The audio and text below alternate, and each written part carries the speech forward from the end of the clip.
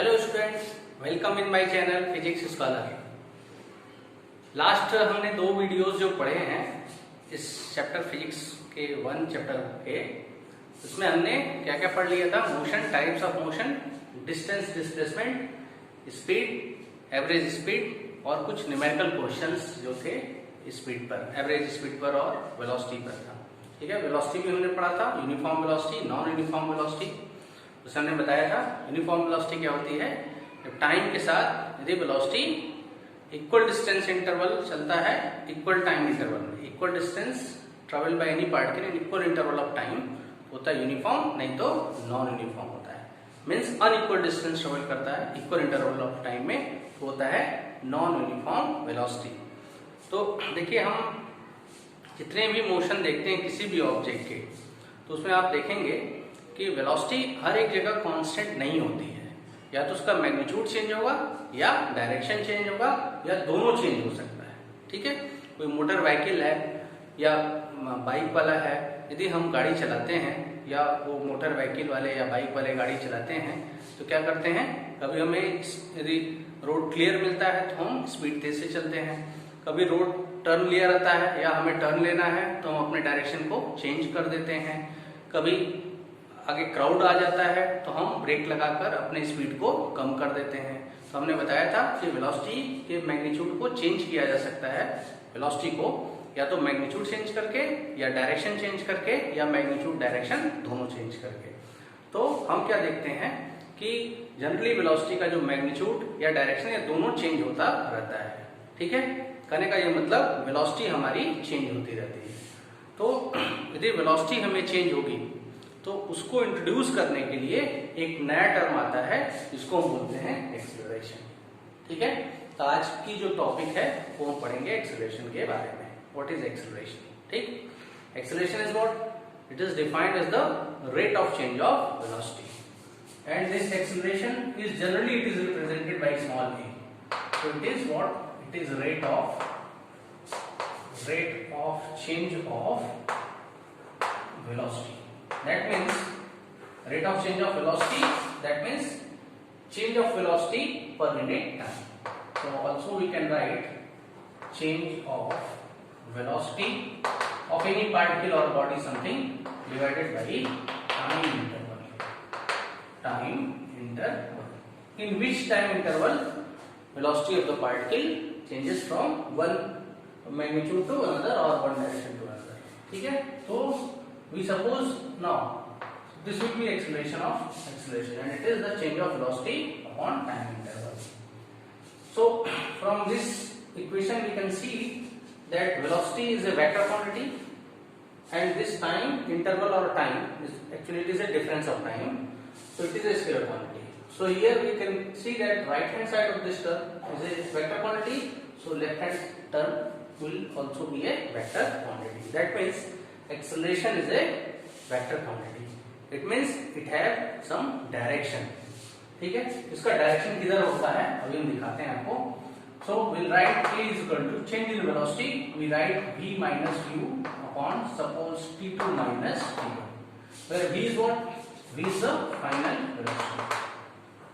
It is final velocity of moving object or particle, and u is initial velocity, and t1 is the time, वो time है जिसमें particle velocity u, और t2 वो time आ गया जिसमें velocity कितनी है v। हम टाइम इंटरवल की जगह यदि केवल t लिखते हैं, suppose if you right this formula by this v minus u upon t only t, that means t is what? T will be the interval of time in which velocity of the particle become v from u से v होने में जो time लग रहा है interval, suppose कर लेते हैं v से u होने में 2 सेकेंड का टाइम लग रहा है, तो t will be what? 2 second. ठीक है, ये हो गया हमारा चेंज इन वेलोसिटी। मींस हमेशा चेंज जो लेते हैं फाइनल माइनस इनिशियल लेते हैं, final velocity minus initial velocity upon t क्या होगा, यहाँ टाइम नहीं होगा, टाइम इंटरवल। ठीक है, अब देखें हम यहाँ से एक्सेलरेशन क्या है हमारा v minus u, it means change in velocity. तो डायरेक्शन किधर हो जाएगा एक्सेलरेशन का? इधर चेंज इन वेलोसिटी के डायरेक्शन में। तो acceleration is a vector quantity, and it will be a direction, it will have direction and direction of this acceleration will be towards the change in velocity. Velocity जो change हो रही है उसका direction किधर है, यदि पॉजिटिव है कि नेगेटिव है, तो उस बेसिस पर भी हम इसको बता सकते हैं कि एक्सेलरेशन होगा, या एक दूसरा टर्म होता है इसको बोलते हैं रिटार्डेशन. ठीक है, इसमें हम चेक करें, if we check that v is greater than u, then a will be what, a will be positive, because time तो नेगेटिव होगा नहीं कभी. ठीक है, तो v माइनस u और बड़ा, यदि v greater than u, that means दोनों का डिफरेंस क्या होगा, positive, that means a will be positive. So in this situation we can say that a will be acceleration. इस कंडीशन में हम एक्सेलरेशन बोलते हैं कब, जब फाइनल वेलोसिटी इनिशियल वेलोसिटी से अधिक हो. लेकिन हम दूसरा कंडीशन क्या लेंगे, यदि हम क्या लेंगे v लेस देन u और u greater than v, that means final velocity कम हो जा रही है. जनरली कब होता है, when we apply brake on moving vehicle. ठीक है ना, जब ब्रेक अप्लाई कर देंगे तो फाइनल वेलोसिटी क्या हो जाएगी, कम हो जाएगी. इनिशियल वेलोसिटी अधिक थी, ब्रेक लगा दिया, फाइनल वेलोसिटी कम हो गई. When v less than u, then this term will be what, negative, and we write here a is negative. जब एक्सेलरेशन नेगेटिव होगा तो this term is called retardation. ठीक है, so this is the difference between acceleration and retardation. So retardation we also defined as the negative acceleration acting on any object will be called retardation. ठीक है, so from this formula we will see that the direction of A will be towards the direction of change in velocity, and when acceleration occur on any object, it means v will be greater than u. So direction of A will be towards the direction of v. ठीक है, v के direction में ही होगा. और इस case में क्या होगा, जो u है उसके डायरेक्शन में होगा, बिकॉज u बड़ा है v से. तो नेगेटिव आने का मतलब क्या है कि डायरेक्शन ऑफ A यानी acceleration will be towards the direction of u. ठीक है, अब देखिए यहां से हम एक ग्राफ यदि बनाते हैं. ठीक है, हम यहां लेते हैं, suppose u is here, okay, and v is here. ये ऐसे सपोज कर देते हैं. ठीक है, या इसको हम पॉज करते हैं, फिर दिखाते हैं आपको. हम ये मान लेते हैं हमारा ये कोऑर्डिनेट सिस्टम है. ठीक है, मींस ये ओरिजिन है हमारा, और इधर right hand side positive, left hand side जो भी डिस्टेंस लेंगे वो negative. And we suppose that this is the v and this is u. अब हम देखें यहाँ पर u is what, initial velocity, v is what, final velocity. दोनों एक ही डायरेक्शन में है. ठीक है ना, बोथ आर टुवर्ड्स इधर है पॉजिटिव एक्सिस. यदि हम इसको एक्सिस ले लें, सपोज एक्स एक्सिस, और इसको हम ले लेते हैं Y axis, so direction of u and v both are towards positive axis, means एक ही डायरेक्शन में है. तब हम एक कैसे निकालेंगे, जैसे यहाँ पर हमने बताया a का डायरेक्शन किधर होगा, v के डायरेक्शन की तरफ होगा, क्योंकि v बड़ा है u से. कब, एक्सेलरेशन के केस में. लेकिन रिटार्डेशन के केस में u बड़ा है v से, यानी एक्सेलरेशन u की तरफ होगा. लेकिन जब दोनों एक ही डायरेक्शन में होंगे तब हम कैसे बताएंगे, तो ध्यान दीजिए, यहाँ इस v को हमने देखिए थोड़ा बड़ा बनाया है u से, और जो लेंथ होगा v, that will give the magnitude of v. Clear, हमने बताया था कि वेलोसिटी चेंज हो सकता है जब उसके हम डायरेक्शन को चेंज करें या मैग्नीट्यूड को चेंज करें. तो यहाँ डायरेक्शन चेंज नहीं हो रहा है, क्या चेंज हो रहा है, magnitude. Magnitude of v is greater then magnitude of u. कैसे बताएंगे मैग्नीट्यूड, इस एरो का जो लेंथ होता है, हम पढ़ेंगे वेक्टर में क्लास 11 में डिटेल में, कि जो किसी भी वेक्टर को हम एरो से दिखाते हैं और इसका जो लेंथ होता है एरो का, वही उसका मैग्नीट्यूड बताता है. तो here we can see that the length of this v is greater than length of u. That means the velocity v will be greater than velocity u. So clearly that in this condition v is greater than u, so a will be positive. Positive का मतलब क्या होगा, a का भी direction किधर भी होगा, ऐसे होगा. So this will be the direction of a. ठीक है, ऐसे हो जाएगा. लेकिन अब दूसरा हम फिगर इसमें बनाते हैं. We take another example. Now we take another example. It is again x-axis, it is y-axis, and suppose u, length of u is greater than length of u is greater than length of v। इस case में हमने उल्टा लिखा है, यहाँ पर क्या है v ग्रेटर है u से, लेकिन यहाँ पर हम क्या ले रहे हैं u ग्रेटर देन v। तो हम देख रहे हैं when u greater than v तो एक्सीलरेशन क्या हो जाएगा नेगेटिव, जिसको हम बोलते हैं रिटार्डेशन। तो डायरेक्शन किधर होगा, इस केस में जब u और v दोनों एक ही डायरेक्शन में होंगे तब एक्सीलरेशन का डायरेक्शन क्या होगा, दोनों के डायरेक्शन के अपोजिट हो जाएगा, ठीक है ना। तो direction of a will be towards negative axis, हम positive to negative x axis, और u और v का डायरेक्शन कहाँ है, from negative to positive x axis. ये पॉजिटिव एक्स एक्सिस की तरफ है और एक्सीलरेशन का डायरेक्शन किधर होगा, नेगेटिव एक्स एक्सिस। तब जब एक्सीलरेशन नेगेटिव होगा इसको हम माइनस a लिख देते हैं, या रिटार्डेशन जब हम कहेंगे तो हमें साइन लिखने की जरूरत नहीं होती है। यदि कहीं दे दिया कि retardation acting on any object तो हमें एक को नेगेटिव लिखने की जरूरत नहीं, अंडरस्टूड है कि वहां एक्सीलरेशन क्या हो रहा है, नेगेटिव हो रहा है। दैट मींस फाइनल वेलोसिटी कम हो रही है इनिशियल वेलोसिटी से, या तो मैग्नीट्यूड में या डायरेक्शन जो भी बात करेंगे, ठीक है। तो ये हम ग्राफ से देख लेंगे कि जब दोनों एक ही डायरेक्शन में u v magnitude of u, देखिए magnitude of u is greater then magnitude of v, then in this case acceleration will be negative and negative acceleration is called retardation. So direction of a will be just opposite to the direction of u as well as v. तो direction किधर दिखाया हमने, इधर दिखा दिया है, ठीक है। और मान लेते हैं, सपोज कर लेते हैं, if we suppose that v and u both are same, हम ये मान लेते हैं कि इनिशियल वेलोसिटी फाइनल वेलोसिटी के इक्वल हो जाते हैं, उस केस में क्या होगा, then if both are same quantity so acceleration will be what, acceleration will be 0, ठीक है। ये किस केस के लिए है, पहला जो कंडीशन है when v greater than u, ये दूसरा किस कंडीशन के लिए है, when v less than u, और ये तीसरा कंडीशन हम करेंगे when v is equal to 2, ठीक है ना। a इज इक्वल टू, उसमें एक्सीलरेशन कितना होगा, 0 होगा। When v is equal to u का मतलब क्या हो गया, जब v u के इक्वल का मतलब कि दोनों हर केस में जिस भी हम टाइम इंटरवल की बात कर रहे हैं, जितने टाइम इंटरवल की बात कर रहे हैं, ऐसा नहीं कि हमेशा दोनों वेलोसिटी दोनों की सेम होगी, हम जिस इंटरवल के लिए ले रहे हैं टाइम, उस इंटरवल में हमने क्या देखा कि पार्टिकल की इनिशियल फाइनल वेलोसिटी दोनों क्या आ रही है, सेम आ रही है। इसका मतलब पार्टिकल यूनिफॉर्म वेलोसिटी से मूव कर रहा था।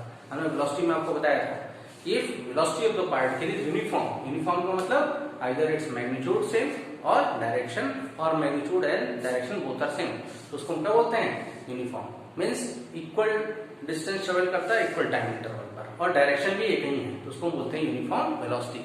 तो यूनिफॉर्म वेलोसिटी से कोई ऑब्जेक्ट मूव करता है तो चेंज इन वेलोसिटी कितनी होगी, 0, बिकॉज यूनिफॉर्म जो वेलोसिटी है वो कांस्टेंट है। तो एक्सीलरेशन उस केस में कितना हो जाएगा, 0। इस केस में एक्सीलरेशन क्या हो जाएगा, 0। हमने बताया था उस केस में भी when particle move with uniform velocity acceleration of the means no acceleration will act on this object, ठीक है ना।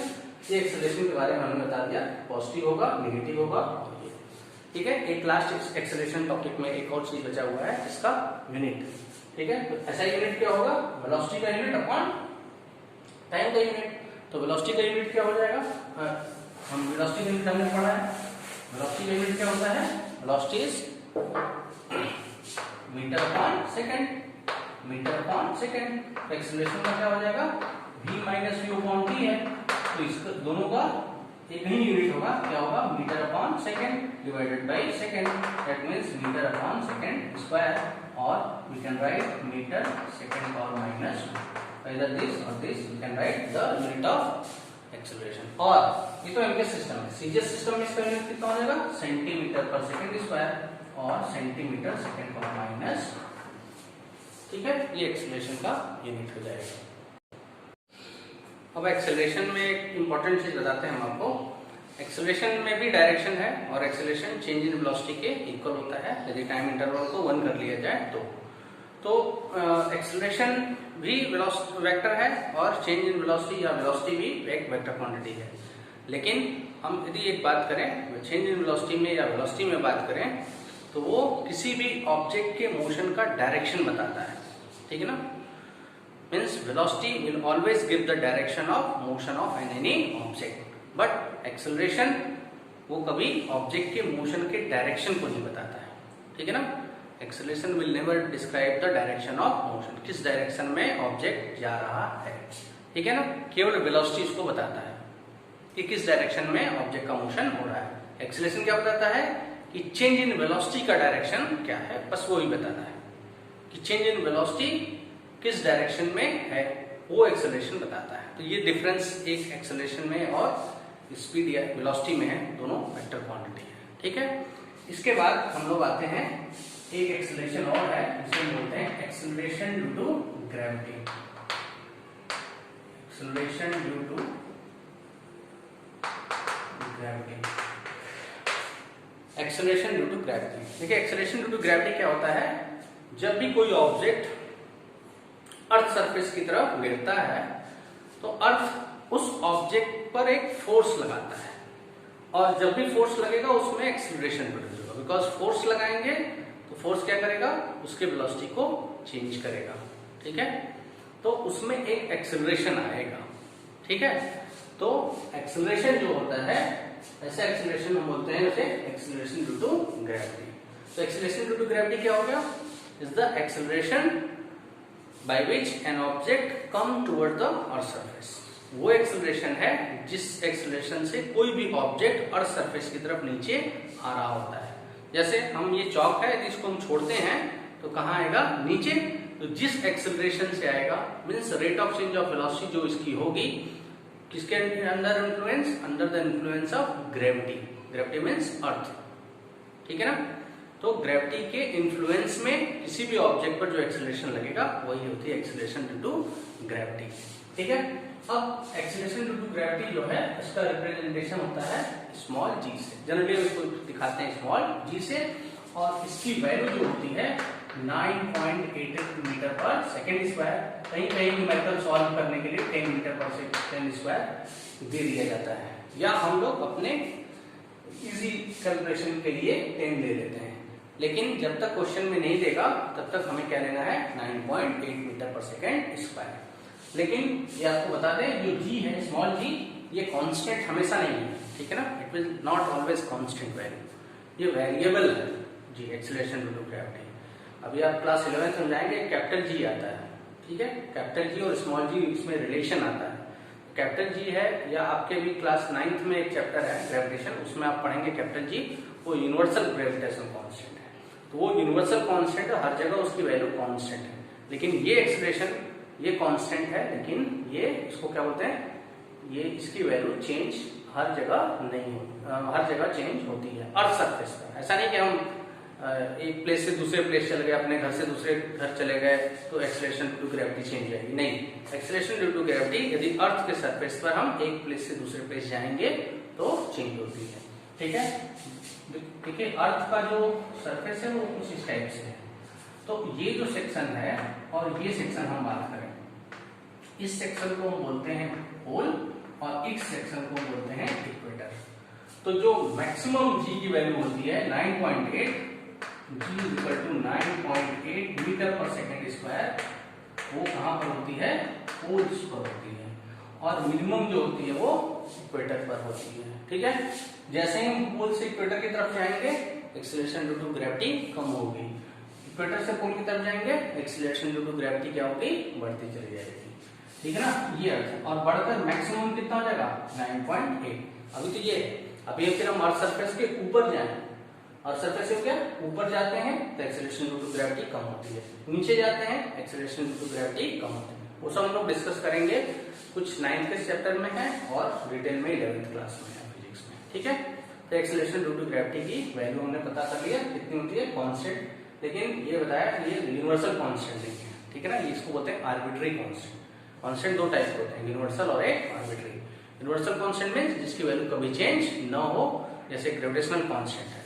ठीक है, कहीं भी चले जाए, लेकिन ये आर्बिट्री कांस्टेंट है। If we move from one place to another on surface, its value will changes, that's why it is called arbitrary constant. ठीक है, ये एक्सेलरेशन ड्यू टू ग्रेविटी हो गया।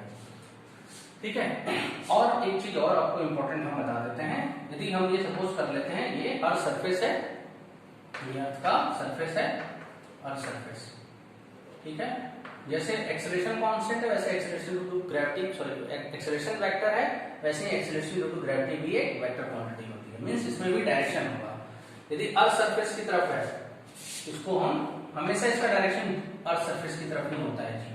तो always its direction will be towards the earth surface. But if the object falls on this surface, earth surface, so we take the sign of g is what, positive. Otherwise मान लेते हैं particle earth surface से ऊपर की तरफ throw किया जा रहा है, इस केस में एक्सेलरेशन ड्यू टू ग्रेविटी का डायरेक्शन क्या होगा, पॉजिटिव. तो इसलिए इस केस में हम जी को क्या कंसीडर करते हैं, नेगेटिव. नेगेटिव का मतलब समझ रहे हैं ना, होना चाहिए ये नेगेटिव हो गया, तो इसको पॉजिटिव करने के लिए हम नेगेटिव से मल्टीप्लाई कर देते हैं. ठीक है ना.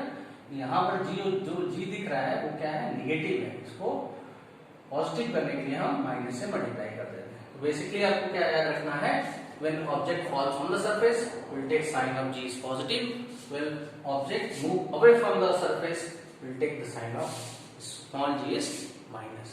ठीक है. Now we'll see next topic is uniform and non-uniform acceleration.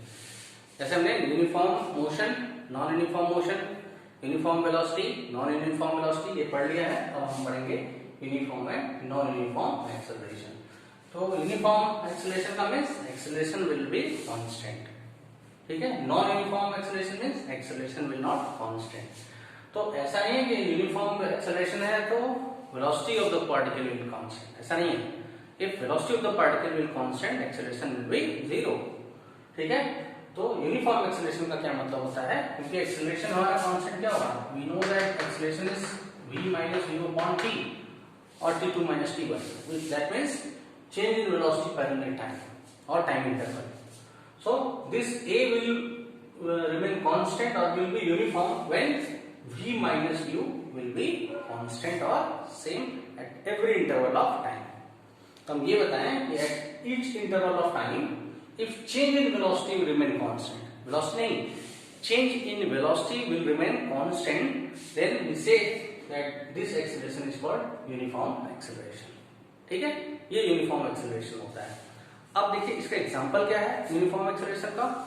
जो यूनिफॉर्म एक्सेलरेशन है उसका सबसे सिंपलेस्ट एग्जांपल है स्मॉल जी.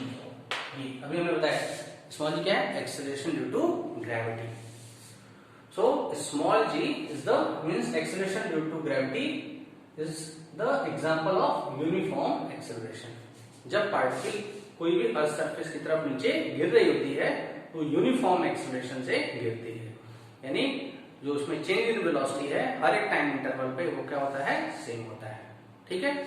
ये acceleration due to gravity is an example of uniform acceleration. और एक चीज हमने और आपको बताना है स्मॉल इस जी के लिए, स्मॉल जी के लिए, कि ये स्मॉल जी जो है this g will not depend upon the mass of any object. ये किसी ऑब्जेक्ट के मास पे डिपेंड नहीं करता है. तो मान लेते हैं दो पार्टिकल हैं. ठीक है. वो यदि वैक्यूम में, मीडियम हमारी कैसे होनी चाहिए, वैक्यूम, या in the absence of buoyancy force. Buoyancy force आप जानते होंगे, कोई भी ऑब्जेक्ट को जो फ्लूइड में हम डालते हैं, लिक्विड या गैस में, तो जैसे हम ऊपर छोड़ रहे हैं तो वो ऑब्जेक्ट क्या करेगा, नीचे से ऊपर की तरफ फोर्स लगाएगा. इसको बोलते हैं बायन फोर्स. ठीक है ना. और इस प्रॉपर्टी को क्या बोलते हैं, बायन्सी. आप देखे होंगे किसी भी बकेट में यानी बाल्टी में पानी रखकर और एक कोई पॉट उस पर यदि डालते हैं नीचे, तो क्या करता है वो ऑब्जेक्ट भी ऊपर की तरफ एक थ्रो करता है. जिस फोर्स से ऊपर फेंकता है उस पॉट को, उसको बोलते हैं बायन फोर्स. ठीक है. तो यदि बायन फोर्स नहीं है, अब्सेंस है और वैक्यूम मीडियम है, ठीक है, तो उस केस में जितने भी पार्टिकल्स, जितने भी ऑब्जेक्ट्स होंगे, उनके मास चाहे जो भी हो, बहुत बड़ा है चाहे छोटा हो, सब एक साथ अर्थ सरफेस पर गिरेंगे. Why? Because this small g will not depend upon the mass of any object but in presence of buoyancy and medium should be vacuum. ठीक है ना.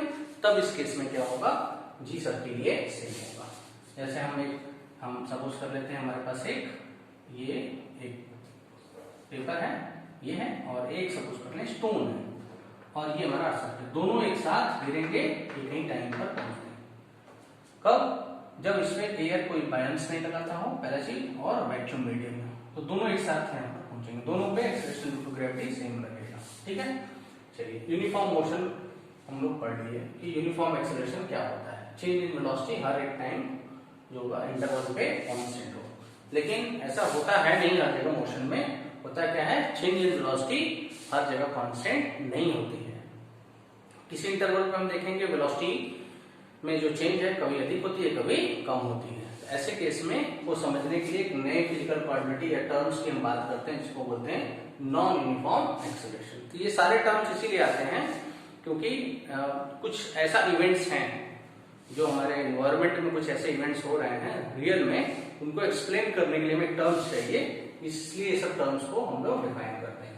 तो नॉन यूनिफॉर्म एक्सेलरेशन क्या होगा, यदि यहाँ पर टी क्या है, टाइम इंटरवल होना कि टाइम, तो टाइम इंटरवल एक गिवन टाइम इंटरवल में change in velocity her time interval में कांस्टेंट न हो। जैसे मान लेते हैं कि हर 5-5 सेकंड पर, टाइम इंटरवल 5-5 सेकंड का हमने ले लिया, हर एक 5-5 सेकंड पर यदि चेंज इन वेलोसिटी ऑब्जेक्ट की, मान लेते हैं किसी इंटरवल, यहाँ पर यदि हम टाइम इंटरवल ले लेते हैं 5 और चेंज इन वेलोसिटी हम सपोज कर लेते हैं 10 आ रहा है, यहाँ चेंज इन इंटरवल 5 लेंगे, इंटरवल सेम लेना है 5-5 ऐसे, और किसी में 10 आ रहा है चेंज इन वेलोसिटी, किसी में चेंज इन वेलोसिटी 8 आ रहा है, किसी में 5 आ रहा है, किसी में 9 आ रहा है, किसी में 11 आ रहा है। तो ये क्या है, चेंज इन वेलोसिटी का जो वैल्यू है कांस्टेंट नहीं है, इसलिए इसको हम क्या बोलेंगे, नॉन यूनिफॉर्म एक्सेलरेशन। लेकिन यदि सब में क्या हो जाए, सब वैल्यू सेम हो जाए, मान लेते हैं 10-10 हो जाए, इसका मतलब ये किसको रिप्रेजेंट करेगा, यूनिफॉर्म एक्सेलरेशन को बताएगा। ठीक है ना। तो यदि इसका हम ग्राफ बनाएं यूनिफॉर्म और नॉन यूनिफॉर्म एक्सेलरेशन का, तो देखें चेंज इन वेलोसिटी, जैसे यूनिफॉर्म और नॉन यूनिफॉर्म एक्सेलरेशन की हम बात करें, हम ग्राफ बनाते हैं, तो change in velocity per unit time हर जगह constant, means change in velocity जैसे जैसे चेंज होगी टाइम के साथ, जैसे जितना टाइम इंटरवल, जैसे हम इस एक्सिस पर टाइम इंटरवल लेते हैं, सपोज कर लेते हैं हम लेते हैं 5 सेकंड का, तो 5, 10, 15, 20 एंड सो ऑन, और इस एक्सिस पर हम क्या लेते हैं, चेंज इन वेलोसिटी, ठीक है ना, वेलोसिटी चेंज इन वेलोसिटी, ये मान लेते हैं change in velocity her interval पे कितनी आ रही है, सेम, सपोज कर लेते हैं 10 आ रहा है, 10 एंड सो ऑन। तो 5 और 10 लेकर जब पॉइंट ड्रॉ करेंगे तो वो कुछ इस तरीके से आएगा, ठीक है ना, या इस पॉइंट को हम ऐसे रिप्रेजेंट कर देते हैं डॉट से, ठीक है। फिर 10 पर वेलोसिटी कितनी है, 10, इंटरवल देखिए 5 पर कितना है 10, अगले 5 पे 10, अगले 5 पे 10, इसका मतलब यूनिफॉर्म। और इसको यदि हम मिला देते हैं ऐसे, ठीक है, अगला पॉइंट इसमें और कई पॉइंट्स रहेंगे ऐसे, ये सब किसको रिप्रेजेंट करेगा, ये पार्टिकल के यूनिफॉर्म एक्सेलरेशन को बताएगा। लेकिन यहाँ पर जो एक्सिस में क्या होना चाहिए, यहाँ होना चाहिए टाइम इंटरवल या टाइम, और यहाँ पर क्या होना चाहिए, वेलोसिटी नहीं बल्कि क्या होगा, चेंज इन वेलोसिटी, ठीक है, इस एक्सिस पर चेंज इन वेलोसिटी और इस एक्सिस पर टाइम। तो स्ट्रेट लाइन ग्राफ क्या रिप्रेजेंट करेगा, यूनिफॉर्म एक्सेलरेशन को, और कर्व यदि रहेगा तो इसको रिप्रेजेंट करेगा, नॉन यूनिफॉर्म एक्सेलरेशन को, ठीक है। तो next topic will see uniform circular motion, ठीक है। यूनिफॉर्म सर्कुलर मोशन क्या होता है, हमने बताया था टाइप्स ऑफ मोशन में कई टाइप्स होते हैं, उसमें एक सर्कुलर मोशन भी होता है। तो motion of the particle along circular path is called circular motion, ये तो सर्कुलर मोशन हो गया। But uniform circular motion means, uniform means that is something will be uniform और कांस्टेंट। क्या कांस्टेंट होता है, speed, but velocity will not constant, ठीक है ना। तो ध्यान रखिएगा, uniform circular motion is a such type of motion of any particle in which speed of the particle remain constant but velocity will not constant. That means velocity will change at every point on circular path. हम दिखाते हैं कैसे होता है change, ठीक है। That means if velocity will change, that means acceleration will occur on that particular object. तो उस पर acceleration लगेगा, इसका मतलब acceleration जीरो नहीं है। तो ये हम कभी नहीं कहेंगे यूनिफॉर्म सर्कुलर मोशन का मतलब acceleration zero means particle move with constant velocity. No, this is wrong concept. Correct क्या होगा कि स्पीड जो होगा वो कांस्टेंट होगा but velocity will not constant. Velocity will change, so acceleration will produce on particular object. So this uniform motion, circular motion is also called accelerated motion. Acceleration will occur. बता दिया हमने क्यों, क्योंकि velocity change होगी, speed जो है constant रहेगा, ठीक है। और हमने आपको बताया था कि वेलोसिटी यदि है उसको कांस्टेंट करना है तो या तो उसका मैग्नीट्यूड कांस्टेंट करेंगे या डायरेक्शन, ठीक है, या दोनों यदि कांस्टेंट हो गए, मतलब एक ही डायरेक्शन में हो गए, मैग्नीट्यूड उसका चेंज नहीं हो रहा है, डायरेक्शन भी चेंज नहीं हो रहा है, तो वेलोसिटी क्या होगी, कांस्टेंट होगी। लेकिन हम वेलोसिटी को चेंज कर सकते हैं कैसे, उसके मैग्नीट्यूड को चेंज करके या उसके डायरेक्शन को चेंज करके, या दोनों चेंज कर दें। तो यहाँ पर हम देखेंगे, हमने एक चीज और बताया था, जो वेलोसिटी है उसका मैग्नीट्यूड ही क्या होता है, स्पीड। जैसे हम वेलोसिटी की बात करें, बताया कि वेक्टर है, उसको हम ऐसे दो लाइन पैरेलल लाइन लगा देते हैं, इसको बोलते हैं मैग्नीट्यूड या मॉड। तो magnitude of this velocity is what, it is speed. और इसमें क्या होगा, हम बताया था किसी भी वेक्टर में क्या होता है मैग्नीट्यूड और डायरेक्शन। यदि हम वेक्टर की बात करें, मान लेते हैं ये v है, इस एरो क्या होता है वेक्टर, इसमें क्या होगा मैग्नीट्यूड, और magnitude of this velocity is called speed into direction. इसमें डायरेक्शन किस डायरेक्शन की तरफ जा रहा है।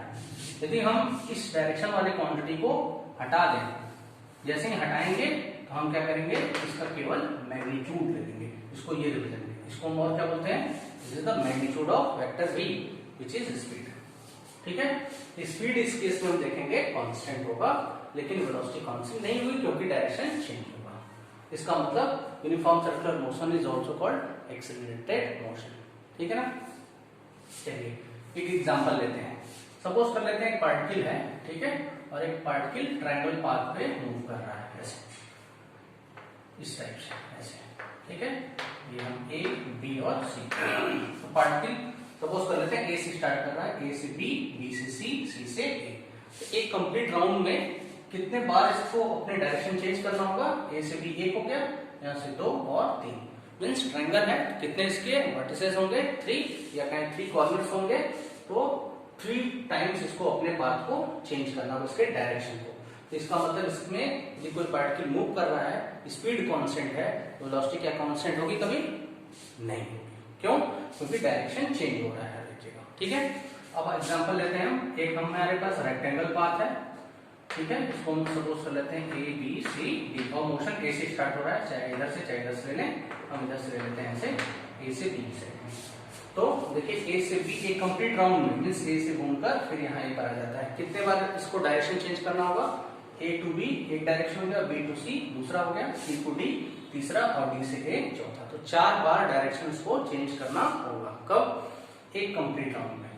तो कैसे बताएंगे, इसमें कितने वर्टिसेस या कॉर्नर्स हैं, 4 कॉर्नर्स। इसमें 3 कॉर्नर्स, तो 3 times direction it will change, 4 times 4 corners, तो it will change 4 times its direction to complete 1 round of this path. ठीक है ना, क्लोज पाथ। ऐसे ही हम सपोज कर लेते हैं हमारे पास हेक्सागोनल कोई पाथ है, हेक्सागोनल टाइप में। हेक्सागोनल मींस जिसमें इसके 6 साइड्स होंगे। कितने कॉर्नर्स होंगे इसके, 6, A B C D E और एफ। कितने इसके कॉर्नर हो गए, 6 कॉर्नर्स हो गए। तो कितने बार इसको एक कंप्लीट राउंड में अपने पाथ को चेंज करना होगा, 6 टाइम्स। तो हर इसमें भी डायरेक्शन क्या होगा, चेंज मींस वेलोसिटी चेंज होगी। ऐसे यदि हम ऑक्टागन बना दें, कितने साइड्स होते हैं, 8 टाइम्स वो अपने स्पीड को चेंज करेगा। वैसे ही जब सर्कुलर पाथ में मोशन होता है, तो सर्कल्स में क्या होते हैं, n नंबर्स या होगा इनफाइनाइट नंबर्स ऑफ कॉर्नर्स होते हैं। ठीक है ना, इसमें इनफाइनाइट नंबर ऑफ कॉर्नर्स होते हैं। तो जब 3 कॉर्नर्स होते हैं तो 3 टाइम चेंज होता है डायरेक्शन, 4 कॉर्नर रहेंगे 4 टाइम, 6 कॉर्नर रहेंगे 6 टाइम डायरेक्शन चेंज होगा। यदि हम बात करें सर्कुलर पाथ पर, तो इसमें कितने कॉर्नर्स होते हैं, infinite number of corners are present on this circular path. तो कितने टाइम्स इसके डायरेक्शन चेंज हो गए, इनफाइनाइट टाइम्स। कहने का मतलब हर एक पॉइंट पर इसका डायरेक्शन चेंज होगा। ठीक है ना। और किसी भी पॉइंट पर यदि हमें डायरेक्शन बताना है वेलोसिटी का, तो हम क्या करते हैं, इसके एक टेंजेंट लाइन ड्रॉ कर देते हैं। टेंजेंट मींस एक पॉइंट और रेडियस के परपेंडिकुलर होगा। ठीक है, ये पॉइंट होता है टेंजेंट। इस पॉइंट पर इसकी वेलोसिटी का डायरेक्शन ये है। लेकिन मान लेते हैं पार्टिकल ए से किसी पॉइंट बी पर आ जाता है, इस समय इसका डायरेक्शन क्या होगा, मोशन ऐसे हो रहा है। ठीक है, इसका डायरेक्शन क्या करेंगे, टेंजेंट ड्रॉ कर देंगे। मींस इस पॉइंट को टच करते हुए रेडियस से मिलने लाइन पर स्ट्रेट लाइन 90 एंगल, तो ये टेंजेंट ही हो जाएगा। सपोज कर लेते हैं पार्टिकल आ जाता है यहाँ पे सी पे, इसका डायरेक्शन, इसको पॉइंट सी ले लें, इसका डायरेक्शन क्या हो जाएगा, ये ऐसे हो जाएगा, इस पॉइंट को टच करते हुए जाएगा। ठीक है, ऐसे ही हम मान लेते हैं कोई पॉइंट बी है, तो इसमें वेलोसिटी का डायरेक्शन क्या हो जाएगा, इस पॉइंट को टच करते हुए जो लाइन जाएगा उसकी तरफ हो जाएगा। तो हर एक चेंज जो पॉइंट्स है, इस पर वेलोसिटी का डायरेक्शन क्या हो रहा है, चेंज हो रहा है। इसका मतलब इसमें एक्सेलरेशन होगा, लेकिन स्पीड क्या होती है, कांस्टेंट। ठीक है, इसी को बोलते हैं यूनिफॉर्म सर्कुलर मोशन। तो डेफिनेशन क्या होगा यूनिफॉर्म सर्कुलर मोशन का? When object move on any circular path with constant speed but not constant velocity, it is called uniform circular motion. Since its speed is constant, that's why it is called uniform circular motion. But velocity will remain, will not change. That means acceleration will occur on this object. Okay, so we can say that uniform circular motion is also called accelerated motion. ठीक है, अब इसमें एक चीज देखिए, ये यदि हम इसका सपोज कर लेते हैं वो क्या है, सेंटर है और ये रेडियस है OB, OA, OD, HC। आप जानते हैं सभी रेडियस क्या होते हैं, इक्वल इन लेंथ। तो एक कंप्लीट ऑसिलेशन में या रिवॉल्यूशन में कितना डिस्टेंस चलेगा पार्टिकल, कितना चलता है 2 पाई r सर्कमफ्रेंस के इक्वल। और एक कंप्लीट रिवॉल्यूशन में जो टाइम लगता है उसको बोलते हैं टाइम पीरियड कैपिटल T। तो ये क्या हो गया, डिस्टेंस अपॉन टाइम, इसको हम क्या बोलते हैं, वेलोसिटी या स्पीड। क्योंकि हम मैग्नीट्यूड ले रहे हैं, क्या हो जाएगा speed of the particle, that will remain constant 2 pi r by t। ठीक है, और 1 बाई t जो होता है टाइम पीरियड, ये फ्रीक्वेंसी के इक्वल होता है। दिस इज फ्रीक्वेंसी, इसको हम l से दिखाते हैं। इसकी जगह हम v कितना लिख सकते हैं, 2 पाई r, ये हो गया डिस्टेंस अपॉन टाइम। तो टाइम पीरियड का क्या लेते हैं हम n। इस तरीके से भी हम दिखा सकते हैं वेलोसिटी, इस तरीके से हम वेलोसिटी कैलकुलेट कर सकते हैं यूनिफॉर्म सर्कुलर मोशन। ठीक है, now next we see the graphical representation of motion.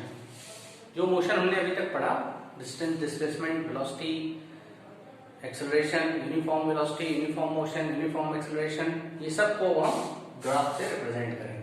और ये इजी मेथड, आसान तरीका है किसी भी पार्टिकल के मोशन को स्टडी करने के लिए। ठीक है ना, is the easy method to study the nature of particle और मूविंग पार्टिकल। कैसे, क्या बताएंगे, ठीक है ना। तो हम ग्राफिकल रिप्रेजेंट करते हैं, इसमें हम एक ग्राफ लेते हैं। ग्राफ आप जानते हैं 2 डायमेंशन पिक्चर होता है, इसको बोलते हैं प्लेन। तो ग्राफ पेपर हमारे पास मिलता है, तो उसमें क्या होता है, एक वर्टिकल लाइन और एक हॉरिजॉन्टल लाइन। तो हम इसमें क्या करते हैं, एक वर्टिकल लाइन लेते हैं और एक हॉरिजॉन्टल लाइन लेते हैं, और अब ऑब्जेक्ट के मोशन को स्टडी किया जाता है। हम क्या करते हैं, यहाँ पर सपोज कर लिया है हमने एक्स एक्सिस ले लिया, यहाँ हमने वाई एक्सिस ले लिया, और ये ओरिजिन। तो ग्राफ पेपर पर किसी एक कॉर्नर को हम, जहाँ वर्टिकल और हॉरिजॉन्टल लाइन कोइंसाइड कर रहे होते हैं, किसी एक पॉइंट को हम ओरिजिन ले सकते हैं, और उस पॉइंट से उसी लाइन पर हॉरिजॉन्टल जो होगा हम एक्स एक्सिस ले लेते हैं, और वर्टिकल जो होता है वाई एक्सिस ले लेते हैं। और हम देखते हैं उसमें जो हॉरिजॉन्टल होगा यहाँ और यहाँ पर एक डिवीजन होता है, एक डिवीजन करके बनाता है। एक डिवीजन के बीच में, किसी भी 2 डिवीजन के बीच में 10 स्मॉल डिविजन्स होते हैं। तो जब भी ग्राफ रिप्रेजेंट किया जाता है तो हमें उसका स्केलिंग करना जरूरी होता है। स्केलिंग कैसे करते हैं, जैसे यहाँ से हमने पॉइंट को 0 ओरिजिन मान लिया। अब यहाँ से आप देखेंगे छोटे छोटे छोटे 10 डिविजन्स होते हैं, 1 2 3 4 5 6 7 8 9 10 डिवीजन हो गए। तो हम यदि 10 डिवीजन पर हम सपोज कर लेते हैं, जो हम ग्राफ रिप्रेजेंट करते हैं, जैसे हम पहला रिप्रेजेंट कर रहे हैं position time graph, position time graph, ठीक है, पोजीशन टाइम ग्राफ। फिर वेलोसिटी टाइम ग्राफ बनेगा और एक्सेलरेशन टाइम ग्राफ। तो पोजीशन टाइम ग्राफ में हम एक एक्सिस पर टाइम ले लेंगे और एक एक्सिस पर एक वेरिएबल ले लेंगे पोजीशन, और एक एक्सिस पर दूसरा वेरिएबल टाइम। तो हम सपोज कर लेते हैं हॉरिजॉन्टल पर टाइम लेते हैं इस एक्सिस पर ऐसे, ठीक है। जो इंटरवल होगा, जैसे यहाँ से यहाँ तक 10 स्मॉल डिवीजन है, हम स्केलिंग कैसे करेंगे, इंपॉर्टेंट चीज है इसका स्केलिंग। तो इसके लिए स्केलिंग भी 2 एक्सिस पर, एक्स एक्सिस और वाई एक्सिस। तो पहले हम ले लेंगे ऑन एक्स एक्सिस। तो जब हम स्केलिंग करते हैं तो एक्स एक्सिस पर देखिए हम क्या लेंगे, 10 स्मॉल डिवीजन की वैल्यू मान लेते हैं, इंटरवल 2 सेकंड का है, सपोज 2 सेकंड, फिर 1 2 3 4 5 6 7 8 9 10, फिर स्मॉल डिवीजन हम यहाँ कितना लेंगे 4। कितने का इंटरवल है, 2 का है। तो हमें स्केलिंग कैसे करेंगे, ऑन एक्स एक्सिस करेंगे 10 small division equal to 2 second. हर 10 स्मॉल डिवीजन 2 सेकंड के इक्वल है। यदि हम 2 का इंटरवल ले रहे हैं, 1 का लेंगे तो 1 1 ले लेंगे, 3 का इंटरवल लेंगे 3 सेकंड, और जितने का भी इंटरवल लेंगे वो वैसे रख देते हैं। वाई एक्सिस पर भी ऐसे हम लेते हैं, मान लेते हैं ये भी यहाँ से आता है 10 स्मॉल डिवीजन, ठीक है।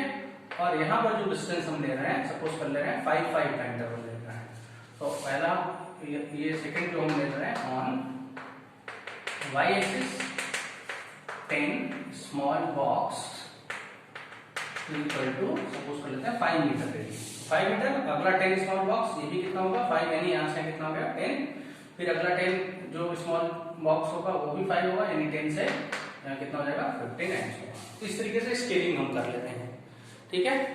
अब देखिए पहला हम पोजीशन टाइम ग्राफ करेंगे, टाइम ले लेते हैं और इस वर्टिकल एक्सिस में हम क्या ले लेते हैं, पोजीशन ले लेते हैं पार्टिकल का।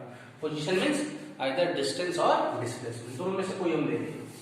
तो हम जानते हैं कि, और यदि हमें ग्राफ मिल रहा है ऐसे स्ट्रेट लाइन, ऐसे अभी हमने बताया था आपको इससे पहले, स्ट्रेट लाइन यदि मिल रहा है पोजीशन टाइम में, इसका मतलब जैसे जैसे पार्टिकल का टाइम चेंज हो रहा है वैसे वैसे पार्टिकल का जो डिस्टेंस है जो ट्रेवल कर रहा है वो भी सेम इक्वल टाइम पर इक्वल डिस्टेंस यदि ट्रेवल कर रहा है, तो हमको कैसा ग्राफ मिलता है, स्ट्रेट लाइन। मतलब जो पार्टिकल होगा वो कैसे मूव करेगा, इस पाथ पर मूव करता हुआ ऐसे जा रहा है, तो हमको दिख ऐसे रहा है, हम उसको ग्राफ पे रिप्रेजेंट कर दिए, और ग्राफ पे रिप्रेजेंट करने के बाद हम बता देंगे कि ये पार्टिकल का नेचर कैसा है, किस टाइप से मोशन हो रहा है, यूनिफॉर्म मोशन, क्योंकि यूनिफॉर्म मोशन में क्या होता है, इक्वल इंटरवल ऑफ टाइम में इक्वल डिस्टेंस ट्रेवल करता है।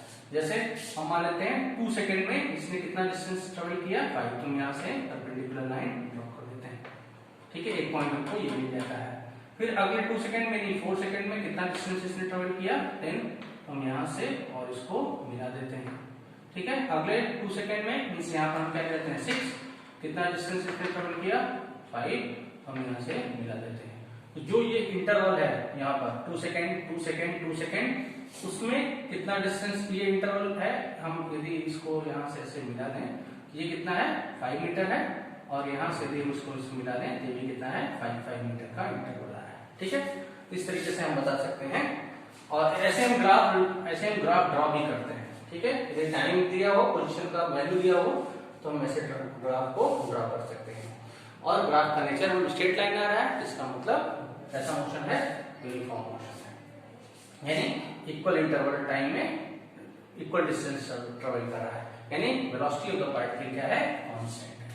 इसको बोलेंगे particle move with constant velocity या कांस्टेंट स्पीड। यदि हम डिस्टेंस टाइम ग्राफ लेंगे तो constant move with particle move with constant speed, और डिस्प्लेसमेंट टाइम ग्राफ लेंगे particle move with constant velocity, ठीक है। तो ये हमको ग्राफ मिल जाएगा। और हमें यदि किसी भी 2 पॉइंट के बीच में एक्सेलरेशन फाइंड आउट करना है, मान लीजिए हमारे पास ये पार्टिकल है, ये ए है और ये सपोज कर लेते हैं बी है, ए से बी तक के बीच में हमको पार्टिकल का स्पीड या वेलोसिटी पता करना है, तो क्या करना होगा, हम मान लेते हैं इस ए पॉइंट से इस पर एक परपेंडिकुलर लाइन ड्रॉ कर देंगे, कितने यहाँ पे आ गया, ठीक है, और बी से परपेंडिकुलर लाइन ड्रॉ कर देंगे यहाँ पर आ गया, ठीक है।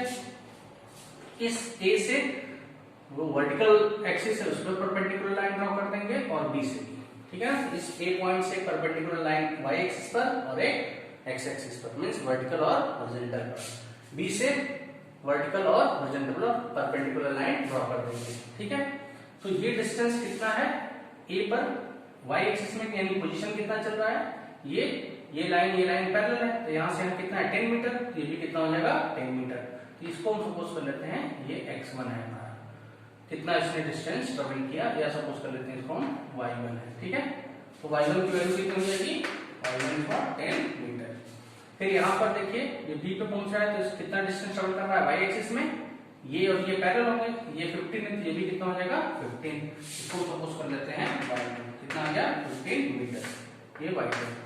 तो ये y1 यहाँ से यहाँ तक है, ध्यान दीजिएगा, ये कितना है 10 मीटर, और y2 ये यहाँ से यहाँ तक कितना है 15 मीटर, ठीक है ना, 10 मीटर और 15 मीटर y1 और y2।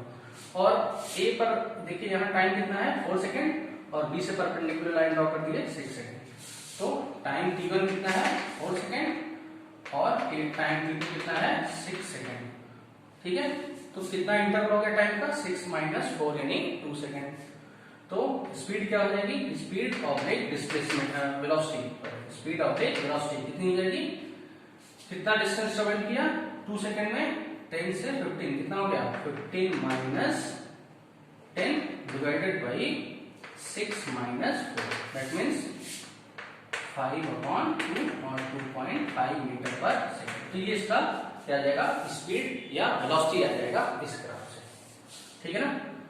और हम लोग आगे क्लास में भी पढ़ेंगे कि ये लाइन जो है हॉरिजॉन्टल लाइन से जिस एंगल पर होगा इसको बोलते हैं स्लोप। यदि स्लोप फाइंड आउट कर लेते हैं कब पोजीशन टाइम ग्राफ के बीच में, किस क्वांटिटी को बताता है फिजिकल क्वांटिटी स्पीड को बताता है, ठीक है ना। देखिए यहां से यहां तक की वैल्यू कितनी होगी y2 माइनस y1, ये 15 ये 10 तो ये कितना हो जाएगा y2 यानी कितनी हो जाएगी वैल्यू 5, ठीक है ना। ये डिस्टेंस चला इस इंटरवल में और इस इंटरवल में कितना टाइम का डिफरेंस है 6 माइनस 4 यानी 2 सेकंड। तो इस तरीके से स्पीड हम निकाल लेंगे जो कि यूनिफॉर्म है, ठीक है। तो यूनिफॉर्म स्पीड हम निकाल लिए, ठीक है ना, ग्राफ से पोजीशन टाइम ग्राफ से, और स्ट्रेट लाइन आएगा तो हमें पता चल गया कि कैसा होगा मोशन यूनिफॉर्म होगा, means particle move with constant speed और वेलोसिटी। लेकिन हम फिर यहाँ पर यदि टाइम एक्सिस ले लेते हैं हॉरिजॉन्टल लाइन पर, और यहाँ पर हम ले लेते हैं position of the particle means distance और डिस्प्लेसमेंट इस एक्सिस पर वर्टिकल एक्सिस पर। और यदि नॉन यूनिफॉर्म मोशन होता है तो हमको लाइन कैसे मिलता है कर्व टाइप से ऐसे, ठीक है ना। यदि यूनिफॉर्म मोशन होगा तो स्ट्रेट लाइन होगा, और ये है इसका मतलब मोशन कैसा है non uniform motion, particle move with non-uniform motion means speed of the particle will not constant, speed या वेलोसिटी कांस्टेंट नहीं है। इसका मतलब ऐसे ग्राफ में क्या आता है एक्सेलरेशन आएगा, ऐसे वेलोसिटी टाइम के बीच में ग्राफ प्लॉट करेंगे तो वेलोसिटी कांस्टेंट नहीं होगी, यानी वेलोसिटी हर एक पॉइंट पर चेंज होगी, और चेंज होगी तो एक्सेलरेशन इसमें आएगा, ठीक है ना। लेकिन पहला वाला जो ग्राफ हमने बताया था उसमें वेलोसिटी ऑब्जेक्ट की कांस्टेंट होगी, यानी एक्सेलरेशन कितना होगा 0, ठीक है ना। लेकिन इसमें एक्सेलरेशन आएगा। अब इसमें किसी भी दो पॉइंट के बीच में भी हमको इसका क्या बताना है पोजीशन टाइम। हमने बताया कि पोजीशन टाइम ग्राफ से हम क्या कैलकुलेट कर सकते हैं फिजिकल क्वांटिटी स्पीड या वेलोसिटी। तो यदि स्पीड या वेलोसिटी हमको निकालना है किसी भी पॉइंट पर, हम क्या करेंगे, जैसे मान लेते हैं कि इस दो पॉइंट के बीच में हमको स्पीड या वेलोसिटी निकालना है, हम क्या करेंगे इससे इस पे परपेंडिकुलर लाइन ड्रॉ कर देंगे, इससे इस पे परपेंडिकुलर लाइन ड्रॉ कर देंगे, ठीक है, जैसा उसमें किया था।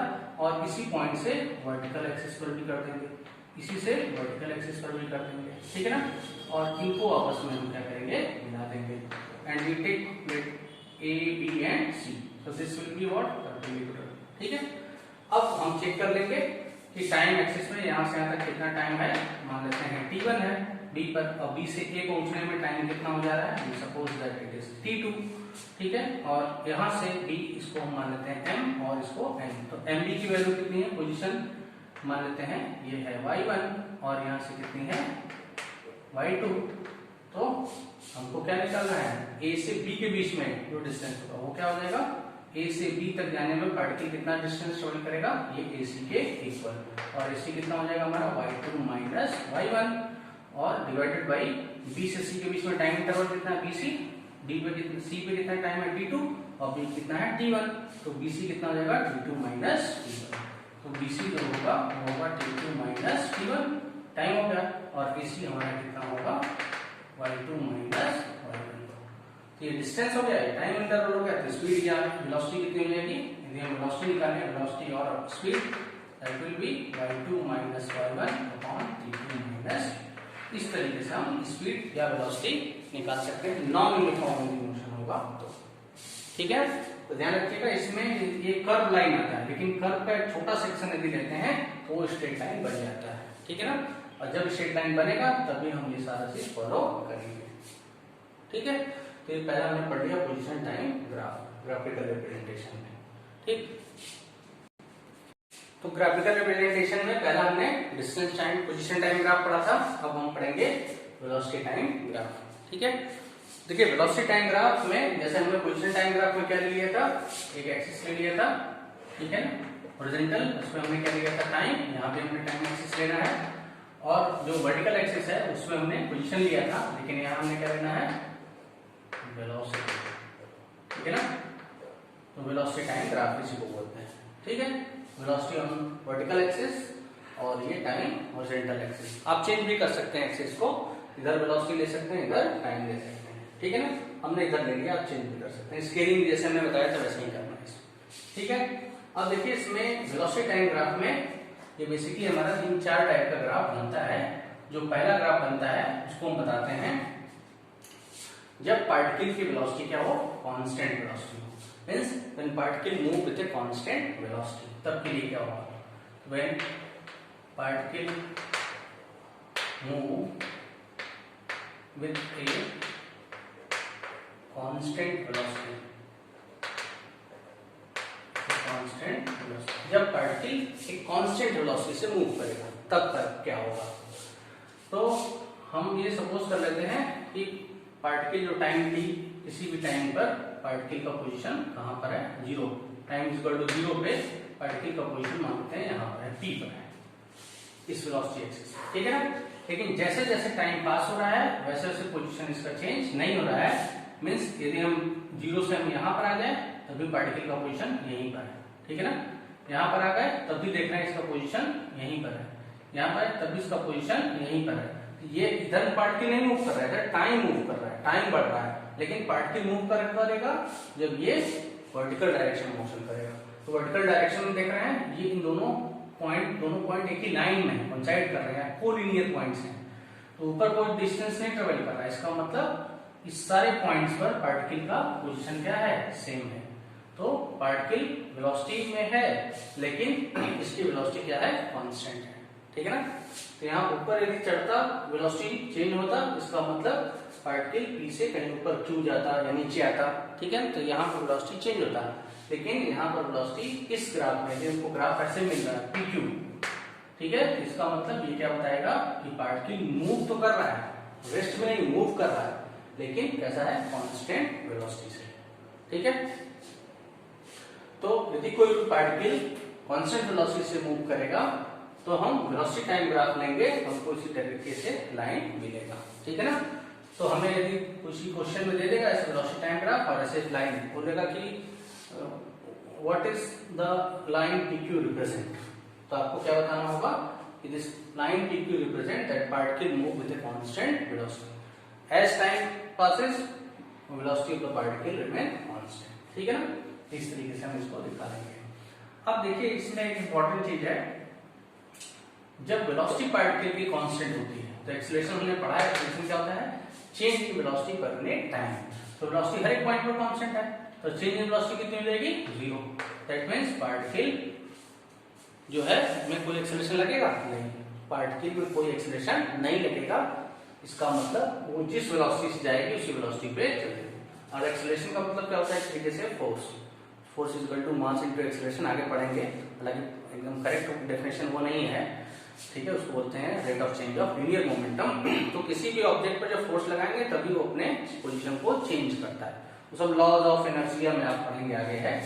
तो जब एक्सीलरेशन या फोर्स ऑब्जेक्ट पर 0 है तो जिस डायरेक्शन में उसी डायरेक्शन में वो मोशन करता हुआ जाएगा, ठीक है। अब देखिए इस ग्राफ से यदि हम यहां से इस पर एक परपेंडिकुलर लाइन ऐसे ड्रॉ कर दें, मान लेते हैं पॉइंट लेते हैं M, तो इस लाइन PQ के अंदर जो एरिया बन रही है ये कौन सी फिगर की एरिया है, ये है हमारी रेक्टेंगल। मान लेते हैं साइड और लेंथ थोड़ा इक्वल नहीं है तो रेक्टेंगल है। तो यदि हम इस रेक्टेंगल का एरिया कैलकुलेट करें, ठीक है ना, तो area of the line PQ, जो हमको PQ जो लाइन दिया हुआ है कैसे मिल रहा है, इसके अंदर का जो एरिया वो निकालेंगे तो क्या हो जाएगा, सपोज कर लेते हैं लेंथ कितना है PQ इनटू ब्रेड्थ कितना है QM, ठीक है। अब देखिए लेंथ PQ किसके पैरेलल है, टाइम एक्सिस के, that means it is time into QM किसके पैरेलल है, वेलोसिटी के। इसका मतलब इसमें क्या होगा, वेलोसिटी, और वेलोसिटी इनटू टाइम हम जानते हैं क्या होता है, डिस्प्लेसमेंट, ठीक है, डिस्प्लेसमेंट। तो हम क्या देख रहे हैं कि area under the line PQ will represent a physical quantity displacement, किसमें, वेलोसिटी टाइम ग्राफ। तो वेलोसिटी टाइम ग्राफ से भी हम डिस्प्लेसमेंट या हम डिस्टेंस भी निकाल सकते हैं, उसको हम डिस्टेंस भी कर सकते हैं, ऑब्जेक्ट डिस्टेंस। हमने बताया था जब दोनों एक ही एक्सिस पर हो तो डिस्टेंस और डिस्प्लेसमेंट क्या होता है, सेम। जब मोशन ऑफ द पार्टिकल वो एक ही स्ट्रेट लाइन में होता है तो डिस्टेंस और डिस्प्लेसमेंट दोनों क्या होते हैं, सेम होते हैं।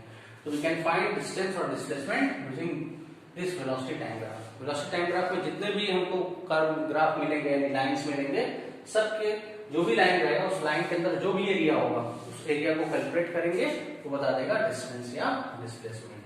ठीक है, क्योंकि पार्टिकल मोशन में जो है वो मोशन में रेस्ट में नहीं है, मूव कर रहे कांस्टेंट वेलोसिटी। पूछे कि 0 से मान लेते हैं 10 सेकंड में कितना पार्टिकल डिस्टेंस ट्रेवल किया, जबकि वेलोसिटी टाइम ग्राफ दिया हुआ है, तो क्या कैलकुलेट करेंगे हम, area under the given line PQ, ये ऐसे कैलकुलेट कर लेंगे। ठीक है ना।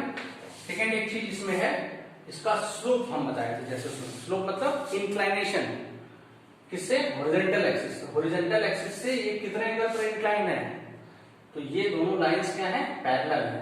This line PQ is parallel to time axis, that means दोनों के बीच में पैरेलल लाइन से कितना एंगल बनेगा, 0।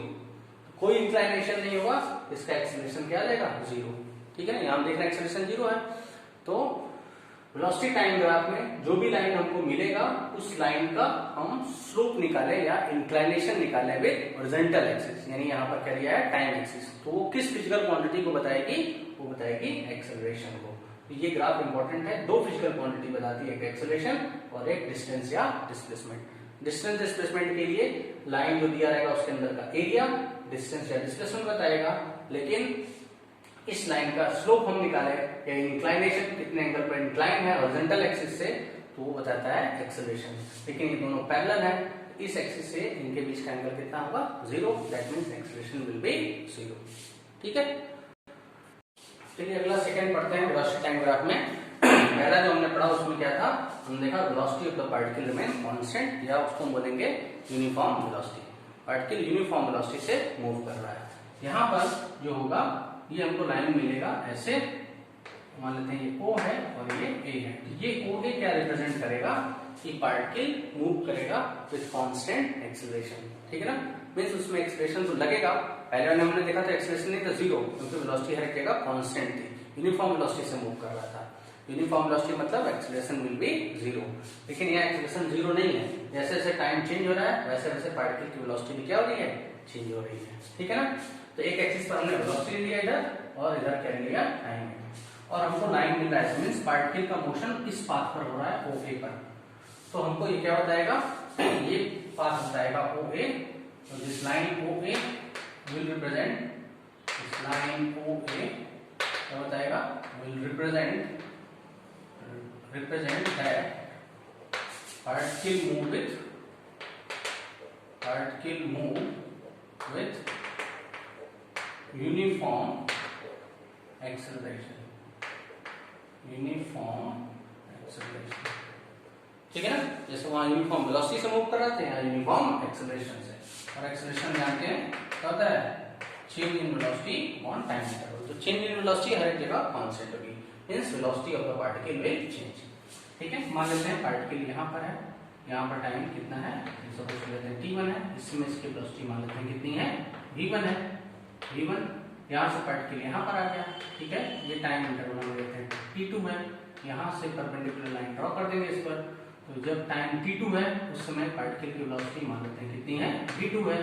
ऐसे कई पॉइंट्स लेते हैं। तो हम यदि पूछें यहाँ से यहाँ तक पार्टिकल के बीच का एक्सेलरेशन कितना हो, फाइंड आउट करेंगे। क्या करेंगे, जैसे सेम बताया जिस पॉइंट से हमको फाइंड आउट करना होता है जो भी फिजिकल क्वांटिटी, उस पॉइंट से क्या करेंगे, वर्टिकल और हॉरिजॉन्टल का परपेंडिकुलर लाइन ड्रॉ कर देंगे। ये भी 90, ये भी 90, और इस पे भी फाइंड आउट करना है दोनों के बीच का। इस पॉइंट से इस पर 90 और इस पर 90 एंगल ड्रॉ कर लेंगे, और इन दोनों पॉइंट्स के बीच का परपेंडिकुलर डिस्टेंस ड्रॉ कर लेते हैं। मान लेते हैं ये पॉइंट हमारा P है, ये Q है और ये R है।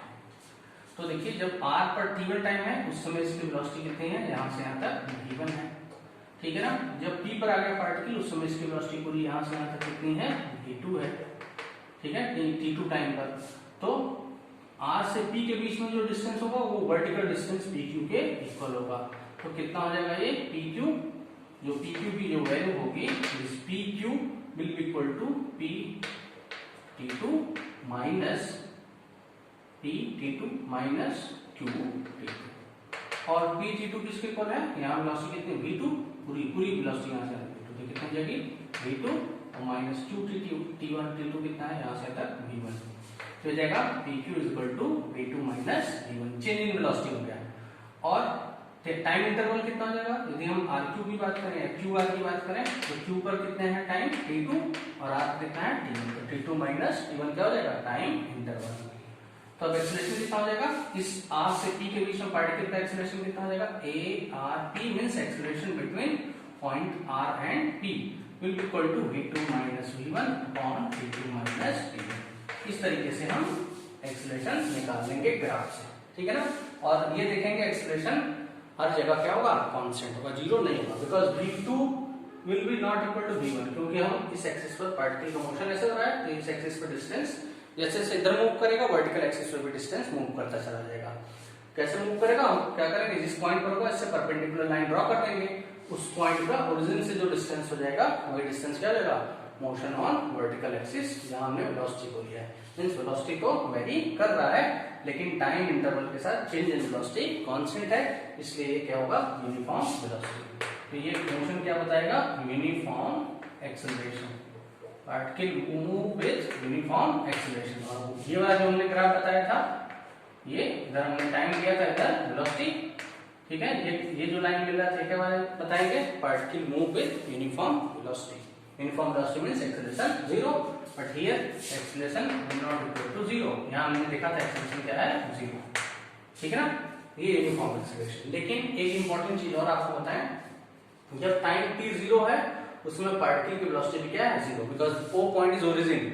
ओरिजिन मतलब दोनों एक्सिस जहां एक दूसरे को मिल रहे होते हैं, तो इसको हम नीचे करेंगे कम होता जाएगा, फाइनली जीरो पे आ जाएगा, इसको भी कम करते हैं जीरो पे आ जाएगा। Means at time t is equal to zero, particle कहां पर है, रेस्ट पर है, यानी इसकी इनिशियल वेलोसिटी जीरो होने का मतलब पार्टिकल रेस्ट मोशन करना स्टार्ट कर रहा है, ठीक है।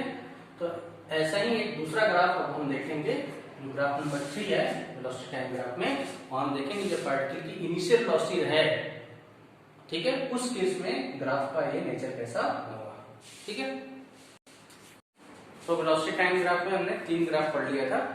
जो लास्ट ग्राफ हमने देखा था उसमें हमने ये देखा कि वेलोसिटी यहाँ है, टाइम इस एक्सिस पर ले लेते हैं और ये लाइन ऐसे जा रहा है, मींस पार्टिकल का जो पाथ है उस लाइन AB पर है। तो हमने बताया था इसकी इस लाइन के अंदर का जो एरिया होगा ये पूरा, ये किसको बताएगा, वेलोसिटी डिस्टेंस या डिस्प्लेसमेंट को बताएगा। तो हमने क्या किया था, एक परपेंडिकुलर ने यहां से ड्रॉ कर दिया था, जिससे एक ट्रायंगल बन गया था, एक रेक्टेंगल बन गया था, दोनों के एरिया को सम कर दिया था, जिससे क्या निकल गया था, distance between A to B। तो हम वेलोसिटी टाइम ग्राफ से डिस्टेंस या डिस्प्लेसमेंट भी फाइंड आउट कर सकते हैं by calculating the area under the given line. Line कौन सी है, AB।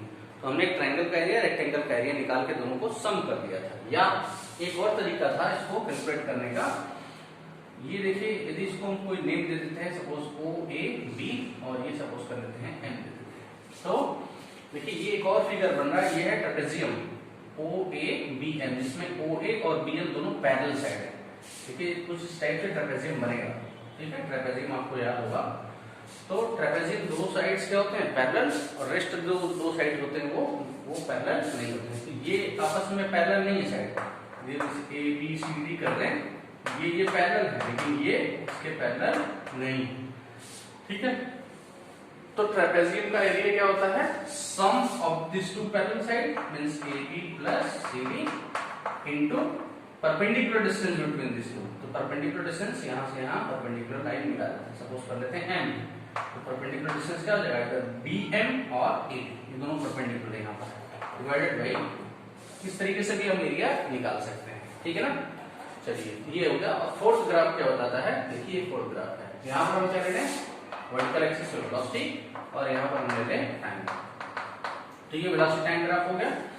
और यहाँ पर देखिए पार्टिकल का मोशन B से A न होकर A से B हो रहा है, ऐसे A से B।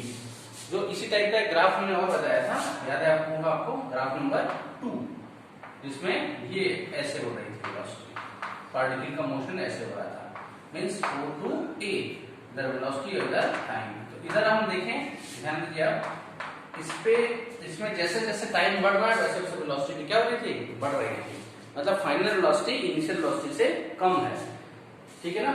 या हम कहें कि फाइनल वेलोसिटी इनिशियल वेलोसिटी से अधिक है। ठीक है, हर केस में जैसे पार्टिकल यहाँ पर है उस समय जो वेलोसिटी होगा ये होगा, ठीक है, इतना डिस्टेंस होगा। पार्टिकल यहाँ पर आ गया तो इसकी वेलोसिटी ये इतनी हो जाएगी। तो टाइम जैसे जैसे बढ़ेगा वेलोसिटी क्या हो रही है, बढ़ रही है। Means final velocity is always greater than initial velocity.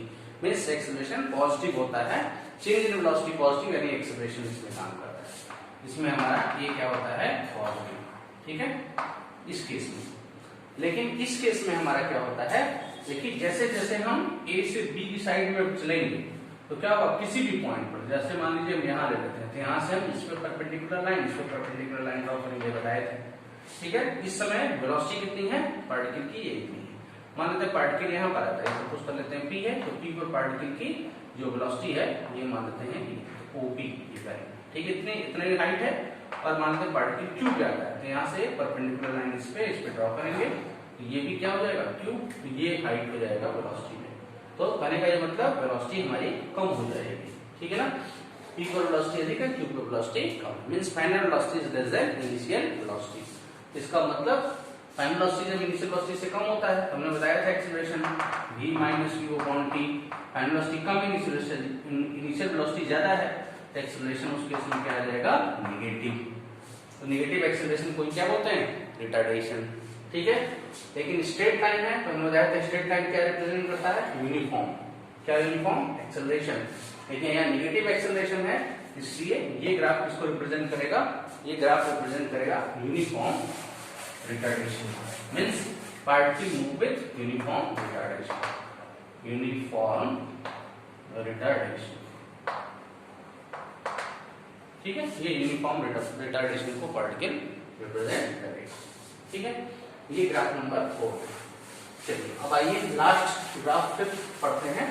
Uniform सब तो हो गया, ठीक है, यूनिफॉर्म वेलोसिटी से। अब 5th जो ग्राफ है, particle move with non uniform velocity, sorry non uniform acceleration.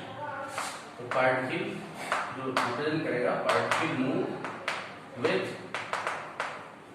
Non uniform acceleration, non uniform acceleration. जैसे हमने आपको बताया था, जब नॉन यूनिफॉर्म स्पीड से non uniform motion, non uniform speed से मोशन पार्टिकल का मोशन होता है पार्टिकल का, तो ग्राफ का नेचर में बताया था कैसे होता है, कर्व्स।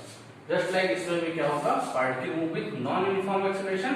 मींस ग्राफ किसके बीच में हमें लेना है, यहाँ हमें लेना है वेलोसिटी के बीच में और टाइम के बीच में, ये वेलोसिटी और टाइम के बीच में। लेकिन ग्राफ जो आएगा वो कैसे आएगा, कर्व टाइप से आएगा। ठीक है ना, तो ये कर्व कहीं भी यदि कर्व आता है किसी भी दो फिजिकल क्वांटिटी के बीच में, इसका मतलब जो भी चीज यहाँ फिजिकल क्वांटिटी हम स्टडी करने जाएंगे वो क्या होगा, नॉन यूनिफॉर्म होगा। तो यहाँ पर non uniform acceleration, uniform acceleration means particle move with non uniform acceleration, और you can say that change in velocity per unit time is not constant. ठीक है ना, ये ग्राफ इसको रिप्रेजेंट करता है। ये हो गया हमारा वेलोसिटी टाइम ग्राफ। ठीक है, अब इसके बाद हम आते हैं acceleration time graph. Acceleration time graph, acceleration time graph. ठीक है, एक्सेलरेशन टाइम ग्राफ में हम क्या करेंगे, जो दो हमारे एक्सिस हैं हॉरिजॉन्टल और वर्टिकल, एक एक्सिस पर क्या लेंगे एक्सेलरेशन और दूसरे पर हम क्या लेंगे टाइम। इधर एक्सेलरेशन और इधर टाइम लेंगे। ठीक है, तो इसमें देखिए दो ही टाइप के ग्राफ पॉसिबल है। पहला ग्राफ जो लाइन हमको मिलेगा इसी एक्सिस के अलॉन्ग मिलेगा। ठीक है, थोड़ा सा हम डार्क कर देते हैं, ये समझ में आ जाएगा कि कोई लाइन हमको मिल रहा है। इसको लेते हुए OA, ये OA क्या रिप्रेजेंट करेगा, as time increases acceleration of the particle become 0। Means acceleration 0 होगा, इसका मतलब ये कि कैसा मोशन है, motion of the particle with uniform velocity, क्योंकि वेलोसिटी यूनिफॉर्म होगा तो चेंज इन वेलोसिटी 0। तो इसी ये जो हमने ग्राफ जो बनाया था आपको याद होगा, वेलोसिटी टाइम ग्राफ का यूनिफॉर्म वेलोसिटी, यहाँ वेलोसिटी और ये टाइम। तो ये ग्राफ और ये ग्राफ दोनों इक्विवेलेंट है। जो वेलोसिटी टाइम में यही चीज रिप्रेजेंट कर रहा है, एक्सीलरेशन टाइम में यही रिप्रेजेंट कर रहा है। और वेलोसिटी टाइम ग्राफ और यही ग्राफ को हम इसमें भी बनाए थे, पोजीशन में और टाइम में जब बनाए थे, तो आपको याद होगा ये ग्राफ ये कैसे आ रहा है, ठीक है ना। ये लाइन, तो ये जो लाइन है ये क्या बता रहा था कि जैसे जैसे टाइम चेंज हो रहा है या इक्वल इंटरवल टाइम पे पार्टिकल का जो डिस्प्लेसमेंट है वो भी इक्वल है, ठीक है। इसका मतलब ये तीनों ग्राफ एक दूसरे के इक्विवेलेंट है, यानी पार्टिकल इसमें भी क्या कर रहा है, यूनिफॉर्म वेलोसिटी से मोशन कर रहा है। ये भी uniform velocity, uniform velocity, uniform velocity. या एक्सेलरेशन सब में कितना है, 0। तो तीनों एक दूसरे के इक्विवेलेंट है, बट यहाँ एक्सेलरेशन टाइम में लिया गया है ग्राफ, वेलोसिटी टाइम में लिया गया है, पोजीशन टाइम में लिया गया है, ठीक है ना।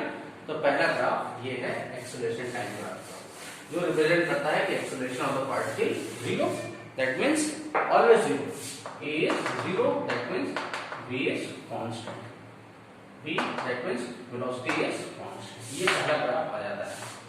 जो दूसरा ग्राफ है एक्सेलरेशन टाइम ग्राफ का, वो कुछ इस तरीके से एक्सेलरेशन इस एक्सिस पर ले लेते हैं और टाइम हॉरिजॉन्टल एक्सिस पर ले लेते हैं, और ये ग्राफ ऐसे आता है। तो हम देख रहे हैं जैसे जैसे पार्टिकल मूव करेगा उस टाइम पर एक्सेलरेशन क्या है, कांस्टेंट है, that means particle move with uniform acceleration या कांस्टेंट एक्सेलरेशन। पार्टिकल का मोशन कैसा है, यूनिफॉर्म एक्सेलरेशन। जैसे जैसे पार्टिकल मूव कर रहा है एक्सेलरेशन कांस्टेंट है या हम क्या यूनिफॉर्म है, उसको बोलेंगे यूनिफॉर्म एक्सेलरेशन से पार्टिकल का मोशन हो रहा है। यही ग्राफ हमने उसमें पढ़ा था, इसमें एक्सेलरेशन वेलोसिटी टाइम ग्राफ में, याद है आपको, वेलोसिटी टाइम ग्राफ में ऐसे वेलोसिटी चेंज इन वेलोसिटी तो कांस्टेंट है, ठीक है ना। इस केस में इसका मतलब एक्सेलरेशन क्या है इसमें, 0, ठीक है, यानी यूनिफॉर्म एक्सेलरेशन। तो वेलोसिटी टाइम ग्राफ और एक्सेलरेशन टाइम ग्राफ दोनों इक्विवेलेंट है यहाँ पर, ठीक है। तो ये दो ही टाइप के ग्राफ्स हैं, एक्सेलरेशन टाइम ग्राफ, ठीक है। तो इस तरीके से हमने सारे ग्राफ मेथड को पढ़ लिया। अब आगे के वीडियोस में हम पढ़ेंगे इक्वेशंस ऑफ मोशंस और उसके डेरिवेशंस, ठीक है।